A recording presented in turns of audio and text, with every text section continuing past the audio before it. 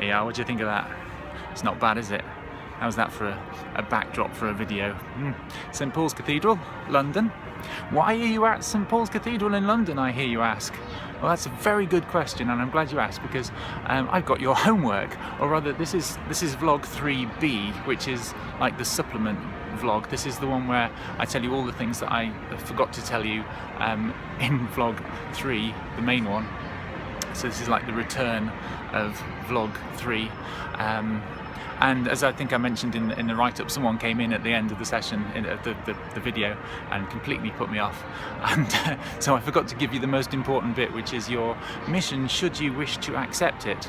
Unlike, of course, central London in the rush hour, where there's no one here at all to put me off, is there? So we'll see how this goes.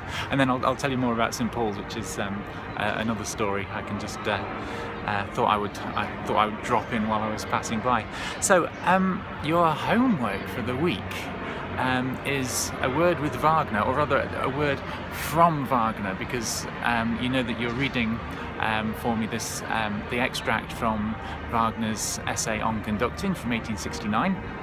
I hope that some of you might have a go at reading more than just the extract and have a go at the whole thing, or bits of the whole thing, which is on the Moodle page.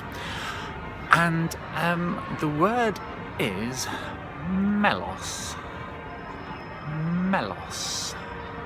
Try saying it. It's a lovely word. It's good fun to say. Melos. Feels good, doesn't it? Yeah. What does it mean, I hear you ask? Another good question, I say. But actually, that's my question to you. What does the word melos mean? It's in the beginning of that extract. Wagner says that the true tempo and the conception of tempo of a musical work is to be found in the piece's melos. And I'd be interested to see if you can find out what that really means. I'm going to make it even more difficult for you by telling you that there is not a Wikipedia article about it. Sorry about that. So what, you're going to think you looked at Grove Music Online or New Grove Dictionary of Music Musicians, Oxford Music Online? There's no article in there. But if you're really clever about it, actually, you can get the information from Grove Music Online if you actually go there and just have a bit of a route around. So that's your little challenge for the week. See if you can come up with that. Now, before I meet you on Friday, I'll tell you a bit more about St Paul's, actually, because this is interesting. We're talking about Wagner, and Wagner did actually come here to St Paul's, and he came here in 1855. Why did Wagner come to St Paul's in 1855? I hear you ask. A great question. And he came here, well, of course, at this period, this is when he was in exile from Germany because of his involvement in a particular left-wing political uprising in Germany. He was exiled and spent some time in Switzerland. And he also came over to the UK, spent some time in London. And he was here. He actually did some concerts while he was here. He was doing some concerts with the London Philharmonic Society, and he conducted his Tannhäuser Overture, and also someone who was at that concert was Queen Victoria herself, and she actually met him after the concert, and she wrote this really interesting description of him in her diary, because she almost describes him in silhouette. She tells us she liked the Tannhäuser Overture, and she says Wagner was he was quite short, she said. He was also quite quiet, which is interesting. I always think of Wagner being a larger-than-life sort of big bloke, but he was quite quiet, very quiet, she says.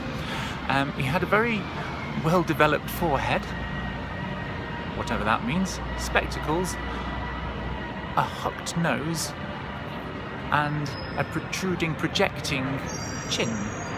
So that was all she had to say about Wagner. Not much about his character or his personality, but she gives us this almost silhouette profile of him. And while he's in London and he does this concert and he meets the Queen, he's also brought here by a guy called Ferdinand Praeger. Now, Praeger gave us a really good monument to Wagner in the form of a book in which he writes his memoirs about him. And he describes the day that he brought Wagner here in 1855. And if you think, Wagner's just started his Ring cycle. He's actually, the year before, in 1854, he's finished Das Rheingold, and that has been heard. And he's just, while he's in London, he's probably got the notes in his bag to Die Walküre, the second one. And he's got this idea in his mind that he wants to build a theatre for his own music. Of course, we know that this was finally fulfilled. It wasn't fulfilled until, 1872, the first stones went down. It was opened in 1876, the great opera house in the Festspielhaus in Bayreuth, where they still do the Wagner Festival every year. And Praeger brought Wagner here because he thought this would give Wagner some great pretensions of how great a venue could be. Look at St. Paul's, look at this magnificent place. And Wagner apparently looked at it and said, it was a very cold, uninspiring piece of work, St. Paul's. Look at that. Cold, uninspiring as a cathedral.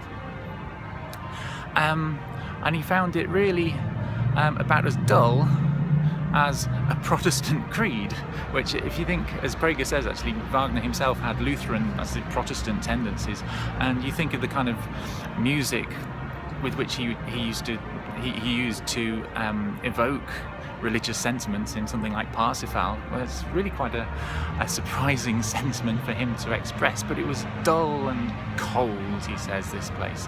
Uninspiring. But if that's not good enough for Wagner, then what I'm interested in here is what really was setting Wagner alight at the time. We know that he probably had the notes and the sketches for Die Walküre in his bag, as I said, but also I'm interested in what else he had in his bag, or rather what he probably had in his coat pocket, because this is 1855, and just the year before, in 1854, he's discovered the writings of the philosopher Arthur Schopenhauer. Schopenhauer, who he describes, actually, Wagner describes discovering Schopenhauer as the most important event of his whole life. Schopenhauer's book, which I always, the first time I read it, there was a translation called The World as Will and Idea. It's quite often called The World as Will and Representation. It's really set Wagner alight.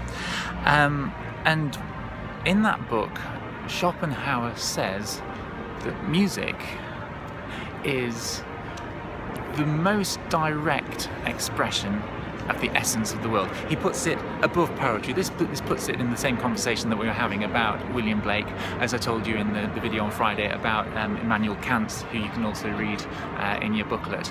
And he says this really is, because of its wild spirit, because of its real blind, impulsive nature, Schopenhauer says, it gives the best description, the most direct expression of the world's essence.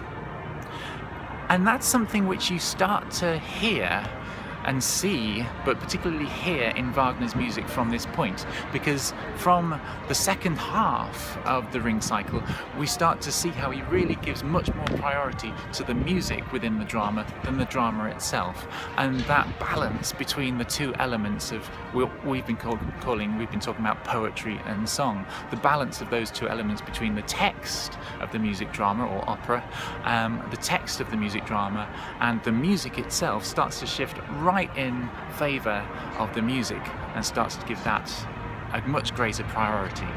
So there's something to think about as you're reading through that Wagner essay on conducting. You can also have a look, if you're interested, you can look at some of those comments which really manifest themselves in one of Wagner's more celebrated books about opera and drama. And we can start to see how that really comes about in our discussion on Friday, and we'll talk about that. We'll talk about the meaning of the melos, which you'll all find from me. Now, just before I disappear, one little word about Friday, because I know that I did say that in the previous video I joked that I might bring my little boy along because it's his first birthday and I'm going to be spending it with you guys away from him, which I'm very sorry that he's not going to be able to be there. Probably I think it might affect your education if he was there. So besides what I said in the video, he's not going to be there, but it's a big occasion. It's my little boy's first birthday.